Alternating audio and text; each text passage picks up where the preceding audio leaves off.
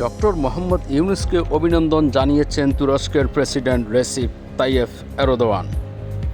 অন্তর্বর্তীকালীন সরকারের প্রধান হিসেবে দায়িত্ব গ্রহণ করায় ডক্টর মোহাম্মদ ইউনূসকে অভিনন্দন জানিয়েছেন তুরস্কের প্রেসিডেন্ট রিসেপ তাইয়েপ এরদোয়ান। এই সময় দেশ পুনর্গঠনের সহায়তার জন্য শীঘ্রই একটি উচ্চ ক্ষমতাসম্পন্ন প্রতিনিধি দল পাঠানোর কথা জানান প্রেসিডেন্ট এরদোয়ান। মঙ্গলবার ডক্টর মোহাম্মদ ইউনূসের সাথে ফোন আলাপে এসব কথা তুলে ধরেন তিনি। তুর্কি প্রেসিডেন্ট বাংলাদেশের বন্যা কবলিত এলাকায় প্রাণহানির জন্য শোক প্রকাশ করে তিনি বলেন, বন্যা কবলিত মানুষের মানবিক সহায়তা দেবে। এছাড়াও ডক্টর ইউনূসকে তুরস্ক সফরের আমন্ত্রণ জানান তিনি।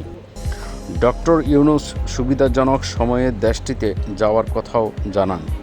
প্রধান উপদেষ্টা ডক্টর ইউনূস তুরস্কের রাষ্ট্রপতিকে ধন্যবাদ দিয়ে বলেন, তিনি এবং তুর্কি ফার্স্ট লেডি এমিনি এরদোয়ান জাতিসংঘের উচ্চ পর্যায়ের জিরো ওয়েস্ট ফোরামের সদস্য। ডক্টর ইউনূস দেশটির সাথে বাণিজ্য বৃদ্ধির আহ্বান জানিয়েছেন। বাংলাদেশের বেশ কয়েকটি খাতে তুরস্কের বিনিয়োগ প্রয়োজন। তাছাড়া প্রেসিডেন্ট এরদোয়ানকে বাংলাদেশ সফরের আমন্ত্রণ জানান তিনি।